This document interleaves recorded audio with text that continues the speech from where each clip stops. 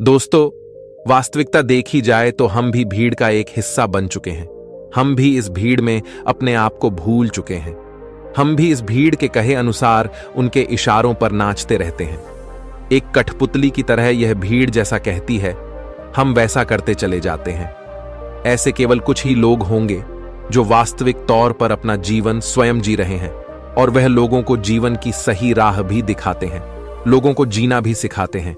आइए इसे एक कहानी के माध्यम से समझते हैं कि आधी अधूरी जिंदगी जीकर हमें कोई लाभ नहीं। नमस्कार दोस्तों, Bodhi thinks by YouTube channel में आपका दिल से स्वागत है। बहुत समय पहले की बात है, किसी राज्य में एक राजा रहता था। उस राजा के घर एक पुत्र का जन्म हुआ। वह उस राजा का इकलौता पुत्र था और वह अभी बहुत छोटा था। दूसरी तरफ राजा ने उसके पूरे जीवन की लकीरें बना दी थीं। वह क्या होगा, कैसे बनेगा, वह अपने जीवन में क्या करेगा, उसे किस तरह से एक प्रभावशाली राजा बनना होगा। इस तरह की कई सारी बातें राजा ने पहले से ही सोच रखी थी। लेकिन वह राजा यह भूल चुका था कि हम में से हर एक व्यक्ति अलग रूप, रंग और अलग व्यवहार के साथ जन्म लेते हैं, और वही हमारे जीवन की धारा होती है। एक नदी की तरह साफ और स्वच्छ उस धारा को हमने खो दिया है और अपना लिया है भीड़ तंत्र द्वारा दिया गया, क्योंकि यह हमें अत्यधिक सुरक्षित लगता है। क्योंकि इस भीड़ में हम अपने आप को सुरक्षित मानते हैं। हमें कुछ नया जानना अच्छा नहीं लगता। हम तो केवल इस भीड़ के साथ चलकर अपने आप को सर्वश्रेष्ठ समझते हैं। उस लड़के का भी एक व्यवहार था। उसे राज्य का राजा नहीं बनना था। उस लड़के का मन तो बहुत नाजुक था। वह जल्द ही करुणा से भर जाता था। हिंसा से उसे आनंद नहीं आता था। उसे तो चित्र बनाना और नृत्य करना अत्यधिक पसंद था। यही उसकी जीवन धारा थी। यदि वह उस पर चलता तो संपूर्णता को प्राप्त करता। लेकिन उसके पिता को यह सब बिल्कुल पसंद नहीं, जिस कारण वह राजा अपने बच्चे से नाराज रहने लगे। उसने हर वह जतन कर दिया जिससे उसका बच्चा सम्राट बनने के लिए आगे बढ़ सके, उसमें सम्राट के सर्वश्रेष्ठ गुण आ सके। लेकिन उस लड़के को कोई फर्क नहीं पड़ रहा था। ऐसे ही धीरे धीरे समय बीतता गया और समय के साथ साथ अब वह युवराज बड़ा होने लगा था। लेकिन जैसे जैसे युवराज बड़े हो रहे थे, उनके मन में, उनके दिमाग में समाज की यह बातें घर करती चली जा रही थीं। अब वह बाहर के बारे में सोचने लगे थे, लेकिन अब भी उनका व्यवहार पहले जैसा ही था, और यह बात उस राजा को बिल्कुल पसंद नहीं थी। और इसी वजह से वह राजा अपने पुत्र को ताने मारता, अब शब्द कहता। वह कभी कभी इतना क्रोधित हो जाता कि अपने पुत्र से कहता, तुम्हारे जैसा पुत्र होने से तो अच्छा था कि मेरा कोई पुत्र ही नहीं होता। क्या तुम जानते हो, जब लोग यह सुनते हैं कि तुम्हारा पुत्र नृत्य करना पसंद करता है, चित्र बनाना पसंद करता है, तो लोग मुझ पर कितना हंसते हैं, मुझ पर क्या बीती है। क्या तुम जानते हो वह मेरे बारे में कैसी कैसी बातें करते हैं, और यह सब तुम्हारी वजह से है। राजा के पुत्र को अपने पिता की यह बात लग गई। उसके बाद उसने निश्चय किया कि वह अपने पिता की बातों का पालन करेगा। वह अपने पिता की आज्ञा का पालन करेगा। उसके पिता जैसा उसे बनाना चाहते हैं, वह वैसा बनकर रहेगा। एक बार जब उसके पिता खुश हो जाएंगे तो वह वापस अपने साधारण जीवन को जीने लगेगा। उस दिन से ही युवराज ने बहुत प्रयास किए, निरंतर अभ्यास किया, और आखिरकार वह एक ऐसा योद्धा बन गया जिसे हराना नामुमकिन था। उसने कई ऐसी लड़ाइयां लड़ी जिन्हें जीतना नामुमकिन था, लेकिन वह अपने पराक्रम के दम पर विजय हुआ। और जब भी वह विजय होकर वापस अपने महल लौटता तो उसे यही लगता कि अब तो उसके पिता उससे अत्यधिक प्रसन्न हो जाएंगे। लेकिन हर बार जब वह विजय होकर घर लौटता तो उसके पिता उसे केवल एक ही बात कहते, बेटा, तुम्हें तो अभी और सीखना है। अभी तुम पूर्ण रूप से एक योद्धा नहीं बने हो। और इसी वजह से वह अपने पिता की नजरों में पूरा बनने के लिए दिन रात मेहनत करता, अपनी पूरी ताकत लगा देता। लेकिन ऐसा समय कभी नहीं आया जिससे राजा को अपने बेटे पर गर्व हो, और धीरे धीरे वह पुत्र अपने आप को भुला चुका था कि वह क्या है और वह क्या करना चाहता है। धीरे धीरे उसके अंदर की करुणा क्रूरता बन चुकी थी। दोस्तों, हमारे साथ भी हमारे जीवन में कुछ ऐसा ही होता है। लोगों की परवाह करते करते, जिम्मेदारियां निभाते निभाते हम अपने आप को ही भूल जाते हैं और एक ऐसी जिंदगी को अपना ले जो हमारी है ही नहीं। लेकिन सबसे खुशकिस्मत तो वह लोग होते हैं जो सही मायने में अपना जीवन जीते हैं। वह वही करते हैं जो वह करना चाहते हैं। एक दिन की बात है, वह युवराज अपने राज्य में भ्रमण कर रहा था कि तभी उसकी नजर एक युवती पर पड़ी और वह युवती अत्यधिक सुंदर थी, जिसके प्रति वह युवराज आकर्षित होते चले जा रहे थे। उस युवती को देखकर युवराज के मन में प्रेम उमड़ने लगा। उन्होंने उस युवती को अपने राजमहल बुलाया और उस युवती के सामने उन्होंने तरह तरह के हीरे जवाहरात के ढेर लगा दिए और फिर उस युवती से कहते हैं, मैं तुमसे प्रेम करता हूं और मैं तुमसे विवाह करना चाहता हूं। ये जो कुछ भी तुम देख रही हो, यह सब तुम्हारा है। बस मेरे विवाह के प्रस्ताव को स्वीकार कर लो। इस पर वह युवती क्रोधित होकर युवराज से कहती है, हे युवराज, मैं आपसे प्रेम नहीं करती। भला यह कंकड़ पत्थर लेकर मैं क्या करूंगी? यदि आप सच में मुझसे प्रेम करते हो तो मुझे आपकी सबसे प्रिय चीज चाहिए। क्या आप मुझे दे सकोगे? इस पर वह युवराज कहता है, सुंदरी, जो कुछ तुम चाहो वो मैं तुम्हें देने के लिए तैयार हूं। इस पर युवती कहती है, हे युवराज, मुझे आपका यह राजमहल, यह राजपाट, यह शानो शौकत नहीं चाहिए। मैं तो एक साधारण सी युवती हूं और मैं आपसे भी यही चाहती हूं। क्या आप मेरे साथ एक साधारण युवक बनकर जीवन व्यतीत कर पाएंगे? क्या मेरे साथ एक साधारण युवक बनकर चल सकेंगे? अपना यह राजपाट, यह शानो शौकत क्या आप छोड़ सकेंगे? उस युवती की यह बात सुनकर वह युवराज बहुत सोच में पड़ गया और उस युवराज को देखकर वह युवती हंस पड़ी और कहने लगी, हे युवराज, यह आपकी धन दौलत, यह आपका साम्राज्य हमारी जिंदगी में कुछ नहीं। धन दौलत, मान सम्मान, पद प्रतिष्ठा ही प्रेम की कसौटी बन जाता है। आपने तो देखा ही होगा, जिसके पास जितनी ज्यादा धन दौलत होती है, मान सम्मान होता है, पद प्रतिष्ठा होती है, लोग उसे ही अधिक प्रेम करते हैं, उसकी अधिक फिक्र करते हैं, हमेशा उसके साथ खड़े रहते हैं, उसका सम्मान करते हैं। लेकिन यह सब सच नहीं होता वास्तविक तौर पर। तो वे लोग उस धन दौलत के अधीन होते हैं, उस धन दौलत का सम्मान कर रहे होते हैं, उस राजपाट का, उस पद प्रतिष्ठा का, उस मान सम्मान का आदर कर रहे होते हैं। वे लोग उसकी वाहवाह कर रहे होते हैं, उसी की प्रशंसा कर रहे होते हैं, जो कि एक दिखावा है, जो कि एक झूठ है। और इन सभी झूठों के पीछे हम अपना पूरा जीवन यूं ही व्यतीत कर देते हैं। हम सब इनके पीछे भागते रहते हैं, फिर चाहे वह कोई गरीब हो या फिर कोई अमीर। लेकिन आखिरी सांस तक ना तो कोई गरीब से प्रेम करना चाहता है और ना ही उसकी कोई फिक्र करता है। लेकिन यदि आप किसी को धन दौलत, मान सम्मान, पद प्रतिष्ठा दिखाएंगे तो वह अवश्य ही आपकी झूठी तारीफ करेगा और वह आपका झूठा सम्मान भी करने के लिए तैयार रहेगा। वह आपसे केवल इसलिए जुड़ा रहेगा क्योंकि उसे वे सारी चीजें पसंद हैं, ना कि आप। उस युवती की यह सारी बातें सुनकर युवराज एक बार फिर से कुछ देर के लिए सोच विचार करने लगते हैं और कुछ देर बाद वह उस युवती से कहते हैं, मैं तुम्हारे साथ चलने के लिए तैयार हूं, जैसा तुम चाहती हो। मैं एक साधारण जीवन जीने के लिए तैयार हूं। बस मैं अपने माता पिता को इसकी सूचना देना चाहता हूं, अपने माता पिता से आज्ञा लेना चाहता हूं। जैसे ही सम्राट को यह पता चला कि युवराज यह राज्य छोड़कर जा रहे हैं और वह भी एक साधारण सी लड़की के लिए, उसने तुरंत ही अपने सैनिकों को आदेश दिया कि उस लड़की और युवराज को बंदी बनाकर राज दरबार में पेश किया जाए। सैनिकों ने बिल्कुल ऐसा ही किया। उन्होंने उस लड़की और युवराज को बंदी बनाकर राज दरबार में ले आए। उधर दूसरी तरफ सम्राट ने उस लड़की को जासूसी के आरोप में मृत्यु दंड दे दिया। वह राजा यह भूल चुका था कि जब हमारे हाथों में शक्ति होती है, हमारे हाथों में ताकत होती है, तो हम न्याय और अन्याय के बीच का फर्क भूल जाते हैं। हमें तो केवल बस यही लगता है कि हम जो कुछ कर रहे हैं वही सही है। हम अपने आप को सर्वशक्तिमान समझने लगते हैं। इस मृत्युदंड के बारे में सुनने के बाद वह लड़की डर गई और राजा से कहती है, हे राजन, इसमें मेरा क्या दोष है? इसमें मैंने क्या किया है? आपके ही पुत्र युवराज ने मुझे यहां पर आने का अनुग्रह किया था और मैं उनकी ही विनती पर यहां आई थी, इसलिए मुझे मृत्यु दंड देने का आपको कोई अधिकार नहीं है।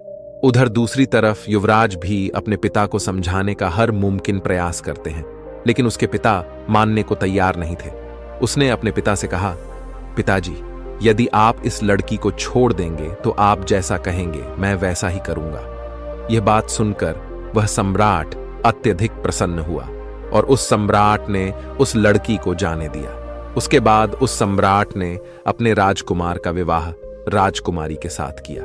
वह राजकुमारी बहुत ही महत्वाकांक्षी थी। वह जल्द से जल्द इस राज्य की महारानी बनना चाहती थी और इसके लिए युवराज के पिता का मरना जरूरी था, अर्थात युवराज के पिता का मृत्यु को प्राप्त करना आवश्यक था। आगे वह राजकुमारी युवराज से कहती है कि अब आपके पिता बूढ़े हो चुके हैं, अब आपको ही इस राज्यभार को संभालना चाहिए। अब वह इतने बूढ़े हो चुके हैं कि उनसे यह राजपाट नहीं संभलता, वह उसे ठीक से नहीं चला पा रहे हैं और वह अब उसके काबिल भी नहीं है। और बुढ़ापे में अक्सर ऐसा ही होता है, हम किसी भी कार्य को ठीक ढंग से नहीं कर पाते, हमारे लिए हर कार्य बोझ बन जाता है। राजकुमारी की यह बात सुनकर युवराज भी राजकुमारी की बातों से सहमत हो जाता है। युवराज को तो यह पता ही नहीं था कि मन ही मन वह अपने पिता से नाराज है और मन ही मन वह अपने पिता के खिलाफ क्रोध को पाल रहा है। वह तुरंत ही अपने पिता के पास गया। उसने राजा से कहा, पिताजी, अब आप बूढ़े हो चुके हो और आपको अब आराम करना चाहिए। आप मुझे सम्राट घोषित कर दो, अब से मैं इस राज्यभार को संभालूं। इस पर वह सम्राट युवराज से कहता है, बेटा, तुम अभी इस काबिल नहीं हुए हो कि मैं तुम्हें यह पूरा राज्यभार सौंप दूं। तुम जिस दिन इसके काबिल हो जाओगे, मैं तुम्हें स्वयं ही इस राज्य का सम्राट घोषित कर दूंगा। ऐसे ही काफी समय बीत चुका था। धीरे धीरे उस राज्य में सब कुछ बदलता जा रहा था और इधर राजकुमार मन ही मन अपने पिता के खिलाफ षड्यंत्र कर रहा था। उसके मन में जो क्रोध पल रहा था वह अब एक चिंगारी से आग का रूप ले चुका था। वह मन ही मन अपने पिता का दुश्मन बन चुका था। इधर राजकुमारी ने राजकुमार के पिता को रास्ते से हटाने का एक उपाय बनाया। उस समय पड़ोसी राज्य ने इस राज्य पर आक्रमण किया था और इसी युद्ध के दौरान वह राजकुमारी चाहती थी कि सम्राट मृत्यु को प्राप्त हो जाए। इस युद्ध के दौरान राजकुमारी ने कुछ ऐसा उपाय किया था कि जब सम्राट अकेले पड़ जाए तब पीछे से उस पर वार किया जाए। दूसरे ही दिन पड़ोसी राजा ने आक्रमण कर दिया। राजा बहादुर से दूसमन से लड़ रहा था, लेकिन युद्ध के दौरान ठीक इसका उल्टा हो गया।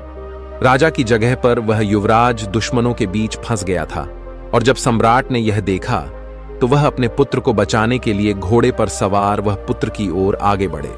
इस दौरान युवराज ने सोचा कि यही सबसे सही मौका है, मैं अपने पिता के पीछे से वार कर देता हूं और पूरा राज्य फिर मेरा होगा।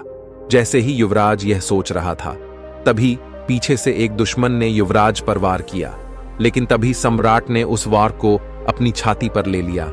वह तलवार सम्राट के सीने को चीरती हुई आर पार हो गई और सम्राट जमीन पर गिर गया। यह देखकर युवराज के हाथों से तलवार छूट गई। उसने तुरंत ही अपने पिता को अपने हाथों से घोड़े पर उठाया और वहां से निकल गया। रास्ते में सम्राट ने अपने बेटे से कहा, बेटा, अब तुम काबिल हो चुके हो और मैं तुम्हें इस राज्य का सम्राट घोषित करता हूं। जाओ और अपने राज्य को बचा लो। इस राज्य को तुम्हारी जरूरत है। तुम जैसे वीर योद्धा पर मुझे गर्व है। इतना कहकर वह सम्राट वीर गति को प्राप्त हो गया अपने पिता के मुख से। यह सारी बातें सुनकर राजकुमार बहुत दुखी हो गया। उसके मन में जो क्रोध था वह पूरी तरह से करुणा में बदल गया।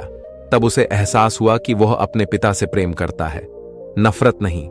उसे अपनी गलती पर पछतावा होने लगा और वह तुरंत ही वापस युद्ध भूमि पर लौटा और उसने काफी बहादुरी से युद्ध को लड़ा और अपने पिता की याद में उसने इस युद्ध को तो जीत लिया, लेकिन अपने आप से हार गया। युद्ध को जीतने बाद वापस महल लौटकर वह बहुत परेशान था, क्योंकि राजकुमारी ने जो राजा के खिलाफ षड्यंत्र रचा था, राजकुमार ने राजकुमारी को आजीवन कारावास का दंड दे दिया। राजकुमार बहुत दुखी था। वह स्वयं को भी सजा देना चाहता था। वह इस राज्य का सम्राट बनकर अब खुश नहीं था, ना ही उसके मन में कोई इच्छा रह गई थी।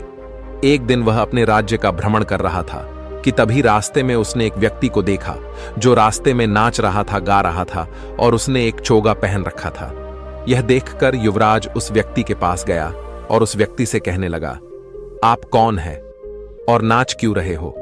इस पर वह व्यक्ति कहता है, मैं कौन हूं, यही तो मैं जानना चाहता हूं। मुझे नहीं पता कि मैं कौन हूं। क्या मैं तुम्हें जानता हूं? तुम कौन हो? इस पर वह युवराज कहता है, मैं इस राज्य का सम्राट हूं। इस पर वह व्यक्ति कहता है, मुझे भी ऐसा ही लगता था कि मैं इस राज्य का सम्राट हूं, लेकिन बाद में पता चला कि मुझसे बड़ा भिखारी तो और कोई नहीं है। इस पर युवराज कहता है, आप समझ नहीं रहे, मैं वास्तविक तौर पर इस राज्य का सम्राट ही हूं। इस पर वह व्यक्ति कहता है, हाँ हाँ, मैं जानता हूं कि इस राज्य के सम्राट तुम हो, लेकिन कभी इस राज्य का सम्राट मैं भी था, और मैंने ही अपने हाथों तुम्हारे पिता को यह राज्य सौंपा था, और तुम्हारे पिता मेरे सेनापति हुआ करते थे, और तुम्हें और तुम्हारे पिता को यह तक नहीं पता होगा कि जिस लड़की के लिए तुमने अपना घर बार छोड़ना चाहा था, जिस लड़की को तुम्हारे पिता ने मृत्यु दंड देना चाहा था, वह पुत्री मेरी ही है। यह सुन वह युवराज उस व्यक्ति के चरणों में गिर पड़ा और कहने लगा, मैंने अपने पिता से आपके बारे में बहुत कुछ सुना है। अब आप ही मुझे बताइए कि मैं आगे क्या करूं। मुझे अब इस राज्य में कोई मन नहीं है और ना ही मैं कोई सम्राट बनना चाहता हूं। इस पर वह व्यक्ति उस सम्राट के हाथों को पकड़ लेता है और उसे एक ऐसी जगह ले जाता है जहां पर एक विशाल वृक्ष था। उस वृक्ष की ओर इशारा करते हुए वह व्यक्ति सम्राट से कहता है, बेटा, उस वृक्ष को देखो, इस वृक्ष की तरह सम्राट बनो। इस वृक्ष पर कई तरह के प्राणी वास करते हैं, लेकिन यह वृक्ष कभी उन्हें हटाता नहीं है, बल्कि उनका ख्याल रखता है, उनका ध्यान रखता, सबकी रक्षा करता है और सबको भोजन भी देता है। और तो और यह वृक्ष हम जैसे पापी इंसानों को भी अपनी छाव में छाया अवश्य देता है, और इतना सब कुछ करने के बाद भी इसे रत्ती भर भी अहंकार नहीं है। यही इस राज्य का असली सम्राट है। लोगों को धोखा देना, लोगों को मारना, युद्ध की नीतियां बनाना, खून बहाना, लोगों की जान लेना, यह सम्राट का असली कार्य नहीं है। जाओ, वापस लौट जाओ अपने महल में और लोगों की सेवा करो, उनकी रक्षा करो, जैसे यह वृक्ष करता है। तब तुम सही मायने में एक असली सम्राट बन पाओगे। केवल लोगों को दिखाने के लिए नहीं, अपने आप को पहचानो, अपनी खुशी को पहचानो, जिसमें तुम्हें खुशी मिलती है वह कार्य करो। हम सब तो भटक चुके हैं और इस काल्पनिक दुनिया में यूं ही भटकते चले जा रहे हैं, जहां हर कोई हर किसी को बांधना चाहता है, अपने कब्जे में रखना चाहता है, अपने नीचे रखना चाहता है। जब तुम ध्यान से अपने आप को देखोगे, अपने आप को समझोगे, तब तुम्हें यह एहसास होगा कि हमारे विचार हमारे हैं ही नहीं, हमारी सोच हमारी है ही नहीं। हम जिस धर्म में जन्म लेते हैं, हम तो उस धर्म के बन जाते हैं। दोस्तों, हमारे जीवन में भी कुछ ऐसा ही होता है। हमारे आसपास ऐसे बहुत से लोग होते हैं जो हमें हमेशा कुछ अच्छी तो कुछ कड़वी बातें कहते ही रहते हैं, और उनकी हर बात हमें आईना सा दिखा जाती है। लेकिन हम ऐसे लोगों को ढूंढते रहते हैं जो हमारी हां में हां मिला सके, वह हमारी गलती को गल ना कहे, और ऐसे लोग हमें बहका सकते हैं, क्योंकि हम पहले से ही बहकने के लिए तैयार बैठे हैं। जो भी कुछ हम कह रहे हैं, जो भी कुछ हम कर रहे हैं, वह सब सही है। हम कुछ ऐसे लोग चाहते हैं जो हमारे इस हां में हां मिला सके और हमारा साथ दे सके। दोस्तों, आपने आज के इस वीडियो से क्या सीखा, वह मुझे आप कमेंट में बता सकते हैं। इसी के साथ में उम्मीद है कि आपको आज की वीडियो पसंद आई होगी, तो इस वीडियो को उस इंसान को शेयर करें जिससे यह कहानी सुनने की जरूरत है, और उसी के ठीक बाद चैनल को सब्सक्राइब करें। तो चलिए फिर मिलते हैं ऐसी एक और नई वीडियो में एक नए मैसेज के साथ। तब तक के लिए अपना ख्याल रखें। धन्यवाद और नमोः बुद्धाय।